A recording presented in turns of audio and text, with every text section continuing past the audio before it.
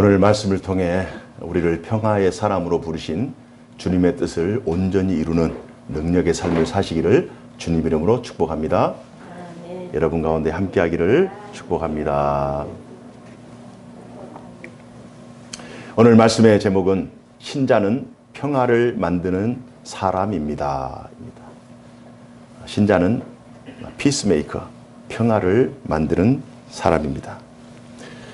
오늘 우리가 함께 나눌 에스겔에서는 미래에 일어날 하나님의 일들을 예언한 예언서입니다. 성경 전체를 보면 구약 성경의 예언서가 17권이 기록되어 있습니다.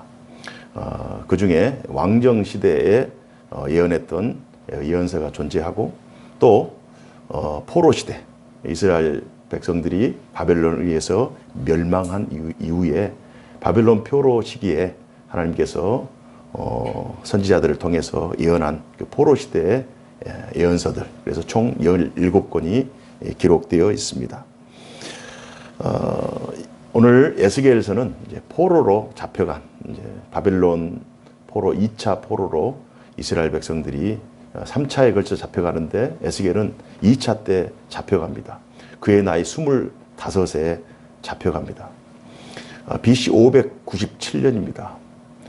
그리고 나서 바벨론에서 한 5년 정도 시간을 보낼 때 하나님께서 에스겔에게 환상을 보여주죠. 그의 나이 30세에 에스겔서 환상을 보게 됩니다. 그리고 나서 특히 37장은 신구약 전체를 일관하는 하나님의 구속 역사의 전개 방향, 전개 방법에 대한 내용이 37장에 기록되어 있고, 더 나아가 하나님의 백성들에 대한 그 미래에 대한 전망, 메시아가 이스라엘 백성들을 해방시키고 연합시키고 다시 회복시킬 것이다 라고 하는 미래에 대한 전망, 그리고 나아가 신약시대 교회의 본질에 대한 신학적인 지평을 열어놓은 아주 중요한 장이 바로 오늘 37장입니다. 하나님의 통치라고 하는, 하나님의 나라는 하나님의 통치가 임하는 지경입니다. 그래서 이 흩어져 있지만, 비록 예루살렘을 떠나서 그들이 포로로 살고 있지만, 그러나 그곳에서도 하나님의 통치가 임하면 그것이 하나님의 나라가 되는 거예요. 우리가 교회 안에서도 하나님의 나라를 경험하지만, 우리가 어디서든 흩어져 있는 우리의 직장, 일터, 또 우리가 어떤 상황 속에서든 하나님의 다스리심, 하나님의 통치하심을 기대하며 하나님의 백성으로 살아가는 그 땅, 그곳이 하나님의 나라인 줄로 믿습니다. 그래서 에스겔 37장은 이런 아주 중요한 하나님의 나라 관점에서 아주 중요한 내용을 전달하기 때문에 우리 모두가 다 기쁨으로 받을 만한 중요한 서신입니다. 하나님께서 선지자 에스겔에게 환상을 보여주는데요. 특히 37장에는 두 가지 환상을 보내주십니다. 1절부터 14절까지는 마른 뼈 환상을 보여줘요. 한번 댁에 가셔서 한번 읽어보십시오. 마른 뼈라고 하는 것은 생명의 기운, 생명의 회복이 전혀 불가능한, 아무런 희망이나 아무런 소망이 없는 절망 그 자체인 마른 뼈들, 그 뼈들에게 하나님께서 생기를 불어넣으셔서 마디를 이루게 하시고 또 몸을 이루게 하시고 생명체로 회복시키시는, 아무런 소망이나 아무런 희망이 없는, 절망밖에 할 수 없는 이스라엘 백성들에게 하나님께서 다시 각자 믿음을 또한 소망을 회복해 주실 것이다 라고 하는 그 환상이 마른 뼈 환상이죠.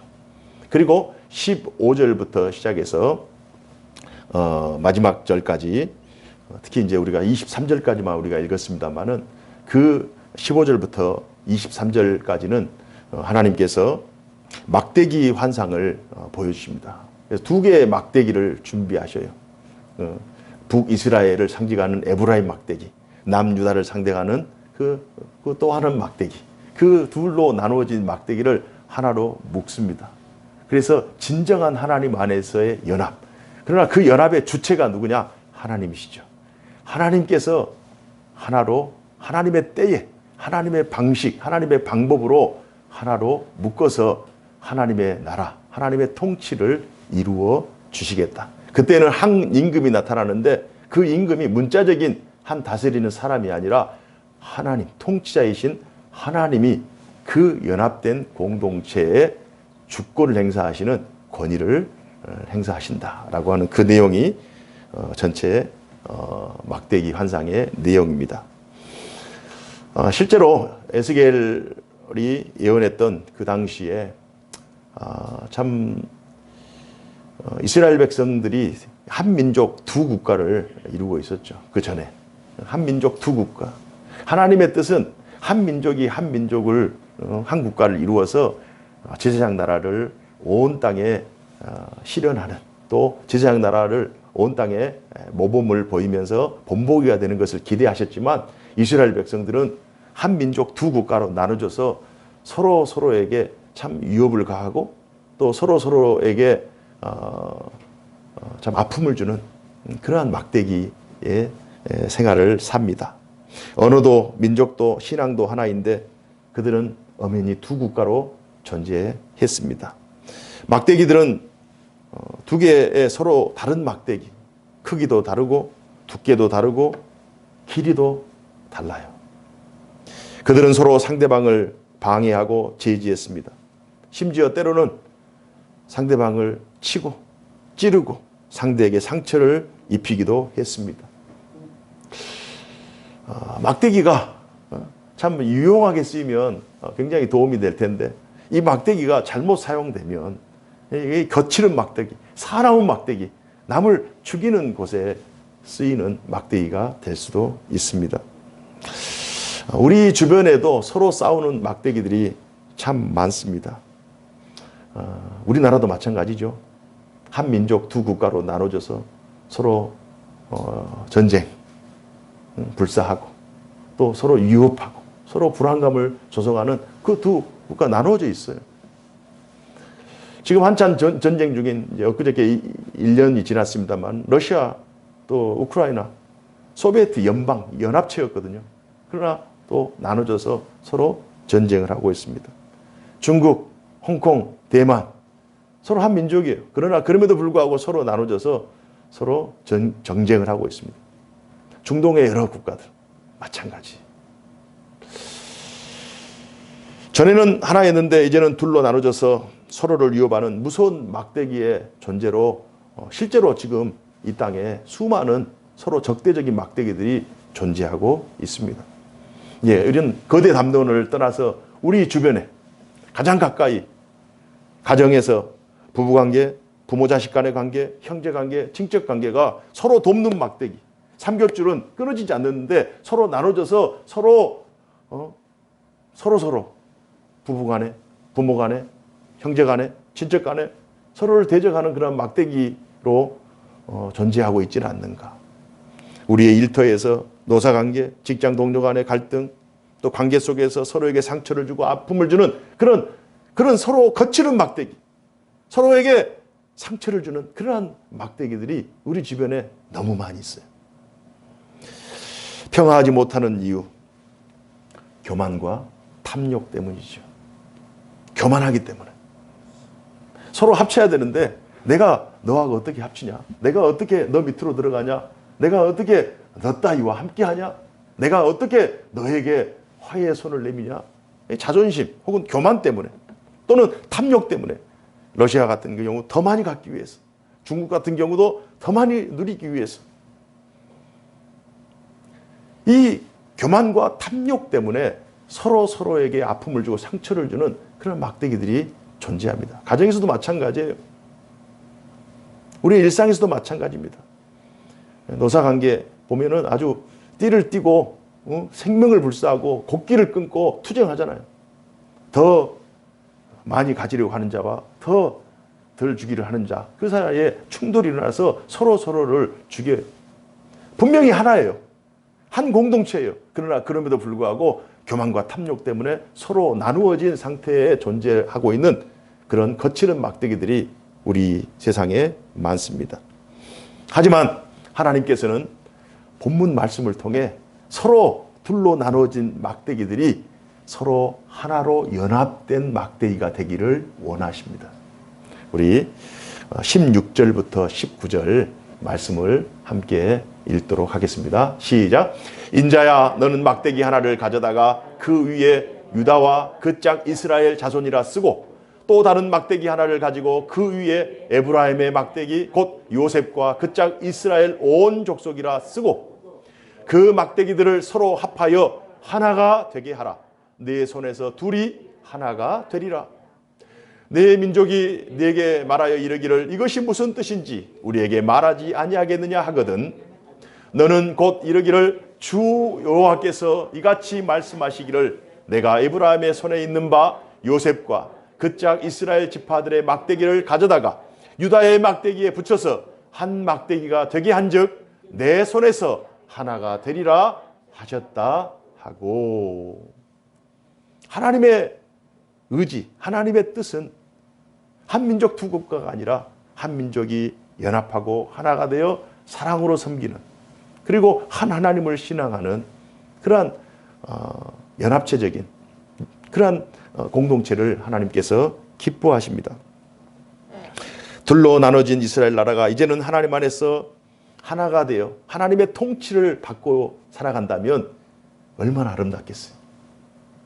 지금 이 땅에 있는 수많은 막대기들이 서로 연합하고 하나가 되어서 그 가운데 사랑과 또 섬김과 나눔, 이런 것들이 이 땅에 존재하면 이 땅이 얼마나 더 아름다워지겠습니까? 하나님의 통치를 받는다는 것은 하나님의 백성이 된다는 의미예요. 우리 21절부터 23절까지 한번 다 같이 읽겠습니다. 21절 시작. 그들에게 이르기를 주 여호와께서 이같이 말씀하시기를 내가 이스라엘 자손을 잡혀간 여러 나라에서 인도하며 그 사방에서 모아서 그 고국 땅으로 돌아가게 하고, 그 땅 이스라엘 모든 산에서 그들이 한 나라를 이루어서 한 임금이 모두 다스리게 하리니 그들이 다시는 두 민족이 되지 아니하며 두 나라로 나누이지 아니할지라. 그들이 그 우상들과 가증한 물건과 그 모든 죄악으로 더 이상 자신들을 더럽히지 아니하리라. 내가 그들을 그 번제한 모든 처소에서 구원하여 정결하게 한즉 그들은 내 백성이 되고 나는 그들의 하나님이 되리라. 아멘. 둘로 나누어진, 서로에게 상처를 주고 서로에게 아픔을 주는 두 막대기가 하나의 막대기로 연합되게 하시는 것은 하나님께서 두 막대기가 하나가 되어 하나님을 섬기는, 하나님의 백성의 삶을 살기를 원하시는 것이 하나님의 뜻인 줄로 믿습니다. 그들은 내 백성이 되고 나는 그들의 하나님이 되리라. 하지만 서로 다른 막대기가 긍정적으로 쓰이지 못하는 데는 참 그들의 교만과 탐욕이 존재한다고 말씀했습니다. 그러나 그럼에도 불구하고 그들이 하나로 연합할 때 하나님의 놀라운 능력이 발휘됩니다. 그 결과는 하나님의 평화이자 이웃 사이의 평화예요. 평화. 서로 연합하면 그 가운데 평화의 열매가 맺힙니다.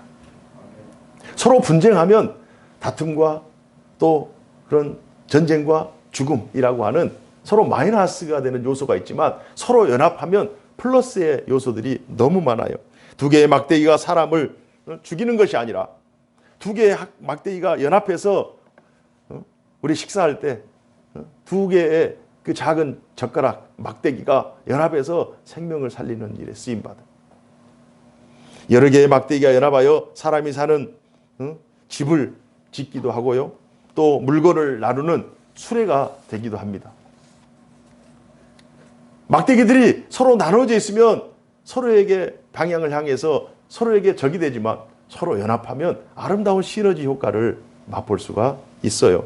평화라고 하는 것은 제가 사전적인 의미로 평화는 좁은 의미로는 전쟁을 하지 않는 상태이지만 그러나 조금 더 구체적인 의미로는 분쟁과 다툼이 없이 서로 이해하고 우호적이며 조화를 이루는 가장 완전한 상태를 의미합니다.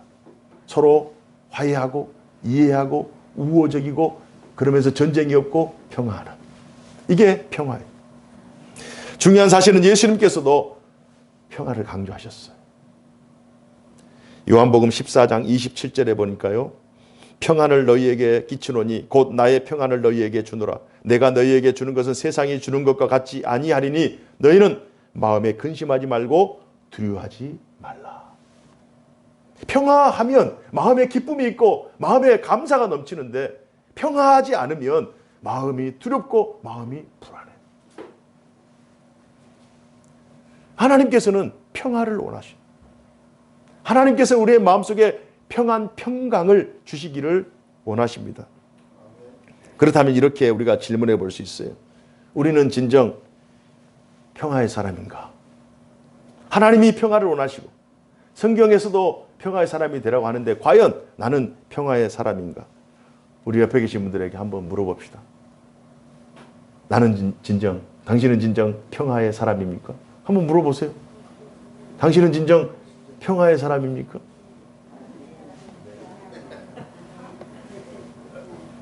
대답이 뭡니까? 그렇다, 그렇다. 아멘, 그렇다, 그렇다. 나는 평화의 사람이다. 나는 평화를 만드는 사람이다. 나 자신이 사람들을 위로 올려보내는 그런 평화의 사람이다. 신자는 이미 하나님께 평화를 만드는 사람이라고 하는 그 위임을 받았어요. 평화의 사람으로 위임받고 우리 안에 평화의 DNA가 존재합니다. 이전 것은 지나갔고 불안하고 불평을 일으키고 서로 상처를 주고 아픔을 주는 그런 옛사람은 다 지나갔고 이제 하나님 안에서 새로운 피조물, 새로운 창조물이기 때문에 우리 안에 새로운 평화의 DNA가 존재하고 있어요. 그래서 우리는 평화를 좋아해요. 우리 하나님의 백성들, 신자는 우리 안에 영적인 DNA가 평화를 만드는 일에 함께 하기를 원하고 평화의 사람이 되기를 원해요. 우리의 능력이, 우리의 믿음이, 우리의 역량이 좀 부족하고 넘치고 이것이 좀 다르지만 정도는 좀 다르겠지만 그러나 우리 안에는 그런 평화의 DNA가 존재하고 있다고요. 오늘 말씀을 통해 내 안에 평화를 원하시는 하나님의 마음, 또 평화의 사람이 되고자 하는 그러한 영적인 DNA가 내 안에 존재하고 있다. 이 사실을 우리가 발견해야 돼요. 우리가 다시 한번 인식해야 돼요. 하나님은 시와 때를 따라 평화의 사람들을 세상에 파송하셨습니다. 고대 3000년 전에 하나님께서 아브라함을 갈대아 우르에서 보내서 저 가나안 땅에 평화의 사람으로 보내셨고 이집트에 요셉을 평화의 사람으로 보내셨고 니느웨 아수르 니느웨 요나를 평화의 사람으로 보내셨고 이 분쟁과 다툼과 전쟁이 심한 이 땅에 예수님을 평화의 사람으로 또 보내셨고 또 이방 땅에 정말 영적으로 전쟁하고 있는 그런 전쟁터에 바울을 평화의 사람으로 보내셨어요. 그리고 2000년의 교회 역사 가운데 수많은 불안과 두려움과 전쟁과 기근이 있는 곳에 하나님께서 신자와 교회를 평화의 사람들로, 평화의 공동체로 보내셨어요. 오늘날에도 마찬가지. 오늘날에도 하나님께서는 신자들을 가정에, 일터에, 이 세상에 마치 뿌려지는 소금, 또 밝아가는 빛과 같이 하나님께서 평화의 사람으로 보내고 있는 줄로 믿습니다. 그래서 오늘 말씀을 통해 내가 평화의 사람이구나. 내가 이 시대에 하나님의 평화를 전하는 평화의 메신저구나 라고 하는 이 인식이 우리에게 중요합니다.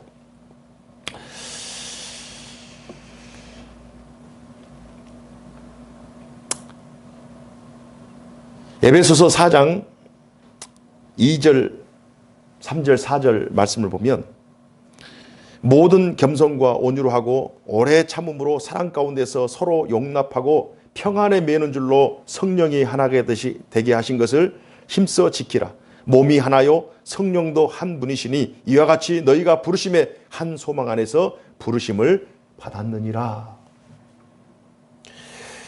평안에 매는 줄로 성령이 하나 되게 하신 것을 힘써 지키라. 우리 안에 그 평화의 DNA가 존재하고 있다고 그랬잖아요.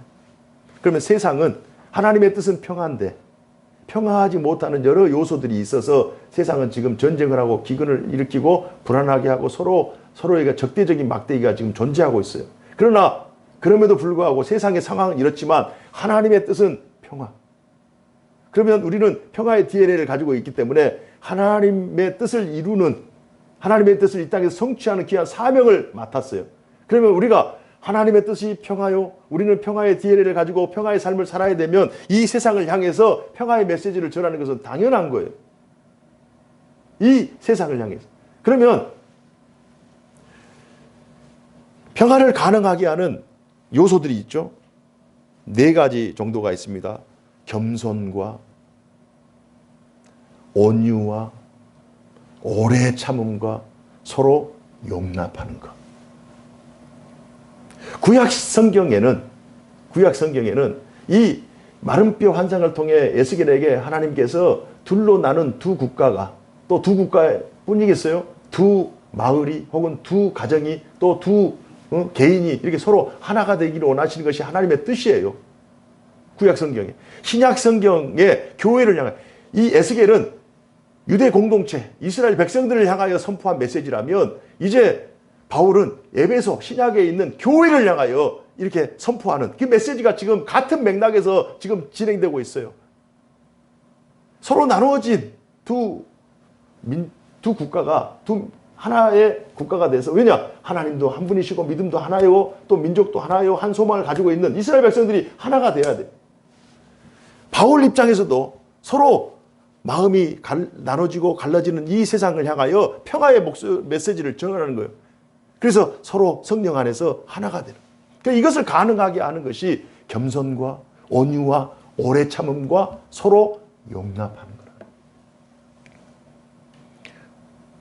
나는 과연 평화의 사람인가? 나에게는 이미 영적인 평화의 DNA가 존재하고 있음에도 불구하고 나의 본질은 평화를 전하는 사람인데, 평화의 사람인데, 그러나 내 삶이 평화롭지 못하거나 내가 다른 사람들에게 평화의 선한 도구로 사용되지 못한다고 생각하면 오늘 말씀을 통해 다시 우리가 어떤 존재이고 우리의 본질이 어떤 본질을 추구하고 있는가를 다시 한번 회복해야 돼요. 다시 한번 회복해야 돼요. 나는 평화의 사람으로 하나님께서 구원해 주셨고 평화의 사람으로 불러주셨는데 내 말로 인해서, 내 행동으로 인해서, 또 나의 어떤 생활로 인해서 다른 사람에게 아픔과 상처를 준다? 회복해야 돼.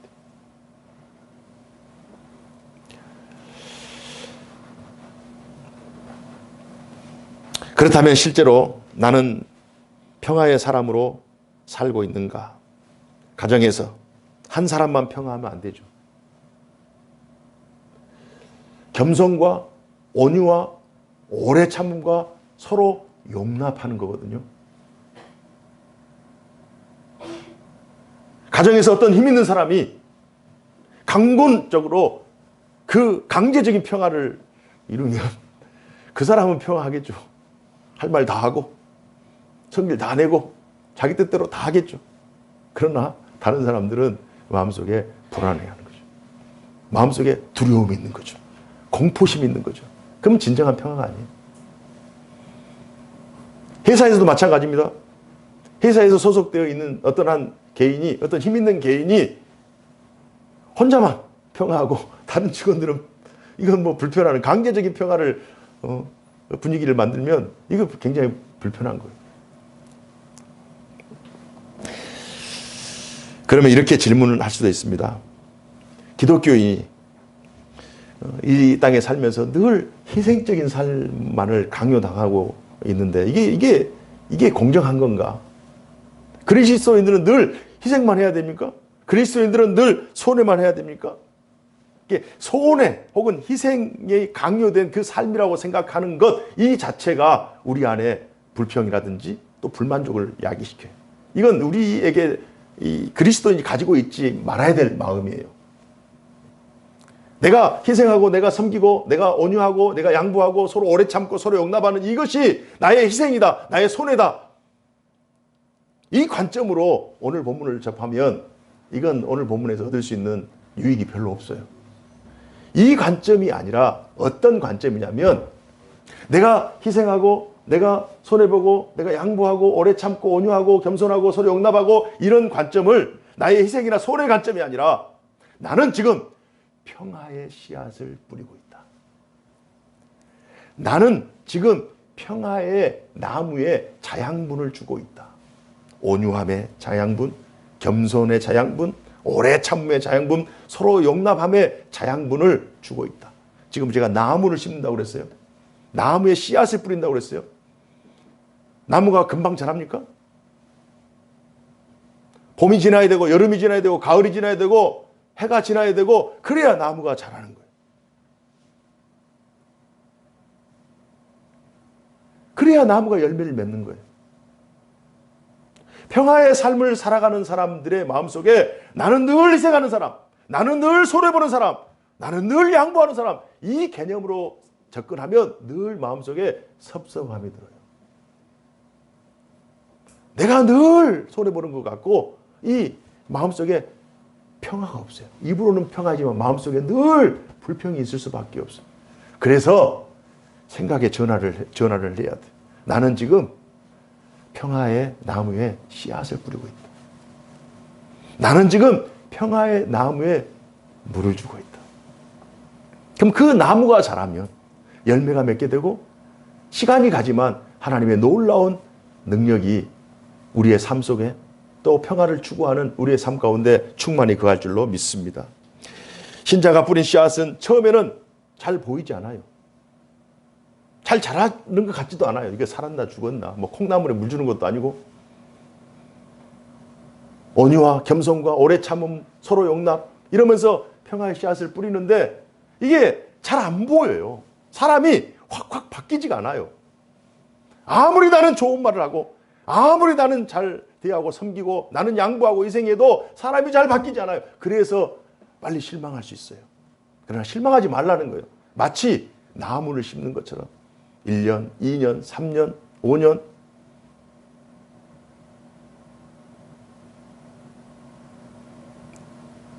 주님께서 교회를 통하여 2000년을 지금 참고 계시잖아요.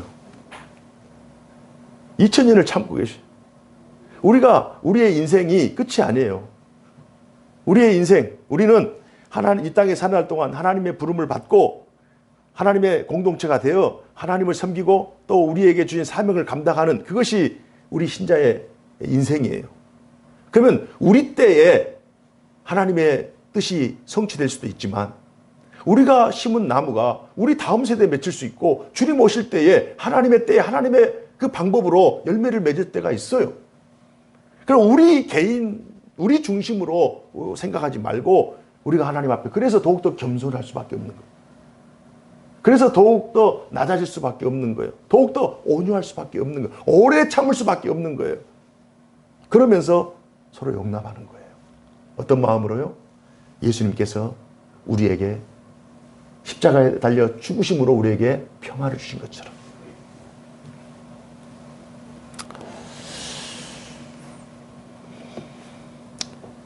나는 평화의 막대기이다. 나는 평화의 막대기다. 나로 인해 평화가 지금 지어지고 있다.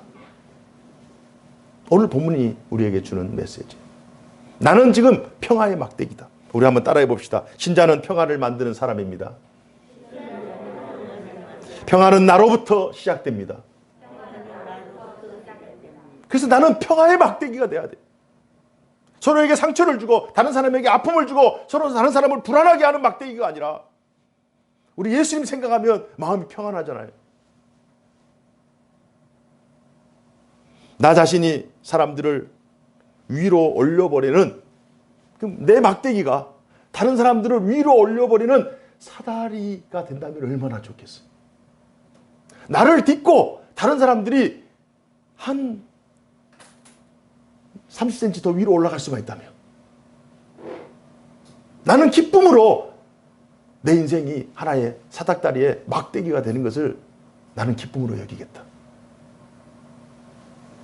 나의 희생과 나의 섬김을 통해서 나의 봉사를 통해서 혹은 나의 인생을 통해서 어떤 다른 사람이 한 30cm 그 지경을 높일 수만 있다면 나는 얼마나 행복한 막대기인가. 우리 일상에서 내 인생이 다른 사람들에게, 다른 사람의 삶을 변화시키는 그 사닥다리와 같은 막대기로 쓰임받을 수 있다면 그 인생은 정말 하나님께서 기뻐하시는 인생이 될 거예요. 내 인생이 서로 단절된 두 지역을 연결하는 그 다리의 역할을 하는데 쓰임받는 막대기가 된다면 얼마나 기쁨이 있겠어요. 하나님을 떠나 있을 때 나는 늘 내 자신만을 경계하면서 막대기를 짚고 이게 서로 나 자신만을 보호하던 그 인생이었어요. 나 자신의 그 틀 안에 갇혀서 내 자신 보호신만을 위해서, 내 가정의 보신만을 위해서 쓰이던 그 막대기가 하나님 안에서 오늘 본문의 말씀을 통해서 내 인생이 다른 사람과 하나님을 연결하는 다리 역할을 하는 그 소중한 막대기로 내가 쓰이면 나는 얼마나 행복한 존재인가 생각을 전환한다면 오늘 본문은 우리에게 놀라운 능력의 본문이 되는 줄로 믿습니다. 다른 사람과 다른 사람을 연결하는 막대기.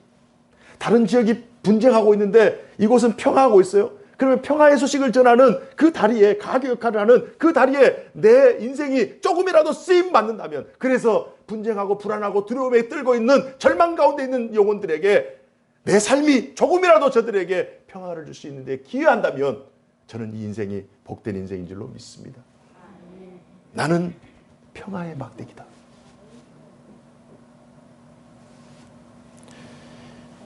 예수님께서는 단순히 피스메이커가 아니라 피스 크리에이터, 평화를 창조하신, 나는 그 일에 내 인생이 쓰임받는 것이 얼마나 기쁨인가. 다른 사람들이 살아가는 그 집에도 수많은 막대기들이 사용되잖아요. 서로 해치는 것이 아니라 내 인생의 막대기, 하나의 막대기인 내 인생이 서로 해치는 것이 아니라 다른 사람에게 보호막이 되는, 다른 사람이 편히 쉬고 편히 안식할 수 있는 그런 다른 사람의 보호막이 된다는 그 일에 내가 쓰임받고 있다면 이보다 더 큰 기쁨이 어디 있겠어요. 사랑하는 성도 여러분, 우리의 인생은 정말 아침 안개와도 같아요. 제가 70, 80 되신 우리 장로님 권사님에게 여쭤보면 30년, 40년 전이 엊그제 같다는 거예요. 엊그제 같다는 거예요. 엊그제. 정말 결산의 때에 주님께서 너는 어떤 인생을 살고 왔느냐라고 물어봤을 때 나는 평화를 만드는 막대기로 이 땅을 살다 왔습니다. 나는 다른 사람을 높여주는 사닥다리로 내 인생을 쓰는 그런 쓰임받는 그런 막대기, 사닥다리에 쓰임받는 막대기처럼 살아왔습니다. 또는 다른 사람을 연결하는 그런 다리와 같은 그런 막대기로 내 인생이 쓰임받았습니다. 또는 다른 사람을 보호해주고 다른 사람의 안위와 다른 사람의 평강을 주는 그러한 집과 같은 그러한 막대기의 삶을 살다 왔습니다. 만약 이스라엘 백성들, 지금 둘로 나눠진 이스라엘 백성들이 아마 이런 오늘 설교를 들었다면 그들은 자신의 본토, 자신의 그 땅에서 다른 데 포로로 잡혀가지 아니하고 그 땅에서 영원한 안식과 평화를 누렸을 거예요. 한 주 동안도 사람을 세우고 생명을 살리고 삶을, 상황을 변화시키는 그런 아름다운 막대기, 환영받는 막대기, 모든 사람들에게 꼭 필요한 평화의 막대기로 사시기를 주님 이름으로 축복합니다. 기도하겠습니다. 은혜로우신 하나님 아버지, 오늘 에스겔 선지자를 통해서 둘로 나눠진, 서로에게 상처를 주고 서로에게 아픔을 주었던 그 막대기들을 하나님께서 서로 연합된 막대기가 되어 그 가운데 놀라운 하나님의 은혜와 평강을 허락해 주시기를 원하시는 하나님의 뜻을 저희들이 발견했습니다. 오늘 이 말씀은 단순히 그때 그 사람들에게만 필요한 말씀이 아니라 오늘을 살아가는 우리들에게도 필요한 말씀인 줄로 믿습니다. 우리의 삶이 평화의 삶이 되게 하시고 우리의 인생이 평화의 막대기와 같은 하나님 안에서 하나님께도 영광이 되고 많은 사람들에게도 필요가 되고 많은 사람들에게 기쁨을 주는 복된 막대기의 인생 살게 하여 주옵소서. 허락하심을 믿사옵고 살아계신 주 예수님 이름으로 감사하며 기도하옵나이다. 아멘.